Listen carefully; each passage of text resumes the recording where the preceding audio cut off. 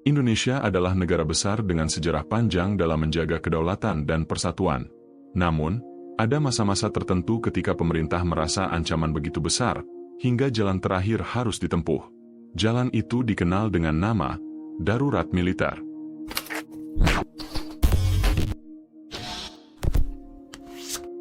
Darurat militer adalah keadaan ketika kewenangan sipil sebagian besar diambil alih oleh militer. Langkah ini tidak bisa dilakukan sembarangan. Dalam konstitusi, darurat militer hanya bisa ditetapkan oleh presiden, dengan alasan adanya ancaman serius yang mengancam keamanan, persatuan, atau kelangsungan hidup bangsa. Ancaman itu bisa berupa pemberontakan bersenjata, konflik separatis, serangan dari luar negeri, atau situasi kacau yang tidak bisa dikendalikan oleh aparat sipil biasa. Untuk memberlakukan darurat militer, diperlukan beberapa hal penting.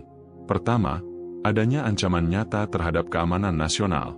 Kedua, keputusan presiden sebagai panglima tertinggi.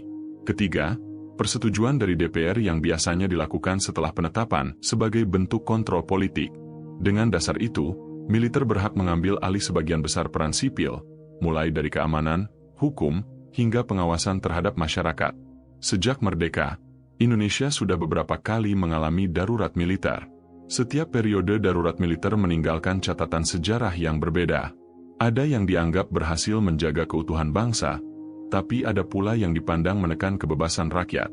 Pertanyaannya, bagaimana jika darurat militer diberlakukan di Indonesia saat ini?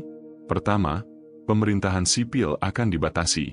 Militer akan memegang kendali atas keamanan, dan masyarakat harus mengikuti aturan yang lebih ketat.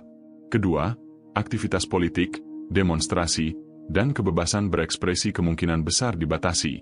Media dan internet bisa diawasi secara ketat, bahkan disensor. Ketiga, operasi keamanan akan ditingkatkan. Razia, pemeriksaan, hingga penangkapan bisa dilakukan tanpa prosedur hukum normal. Dampaknya, masyarakat mungkin merasa lebih aman di satu sisi, tapi di sisi lain, kebebasan berdemokrasi akan tertekan. Dunia internasional juga bisa memandang Indonesia dengan kacamata negatif, karena dianggap kembali pada sistem otoritarian. Darurat militer adalah pisau bermata dua. Ia bisa menjadi tameng untuk menjaga persatuan bangsa, tapi sekaligus bisa melukai demokrasi dan kebebasan rakyat. Sejarah sudah mencatat bahwa setiap kali darurat militer diberlakukan, Indonesia selalu menghadapi dilema besar, antara stabilitas atau kebebasan.